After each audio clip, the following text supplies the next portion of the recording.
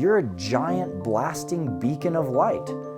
That's who you are. So you can change the field.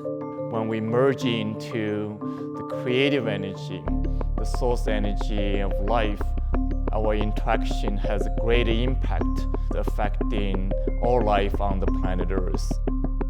The fabric of everything is itself. It's not whether there is connection or not, it's whether we realize it or not. It's always there. The center in me is speaking to the center in you and resonating in this heart of the universe together. Vibration is a living thing, so it's not static, it's like a river.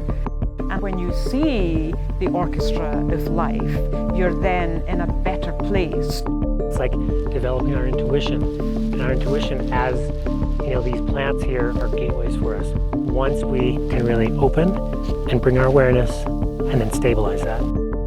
It is this big amorphous thing. I feel like we're all called here and called together to channel it.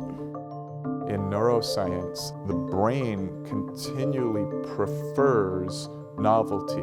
And if that's a general feature of consciousness, then maybe the universe does indeed have this delight with novelty. If I feel good doing the music, I know it's going to do good to the people when it's going to be shared. You put a lot of emotions, you put everything you can in it, and when it works, it's magical.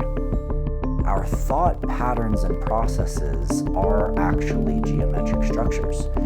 When we think a certain idea, that idea has its own geometric thought form. The purpose is to get more and more people operating from a more conscious and coherent state, which then helps other people that are on the cusp wake up a little faster and discover who they really are.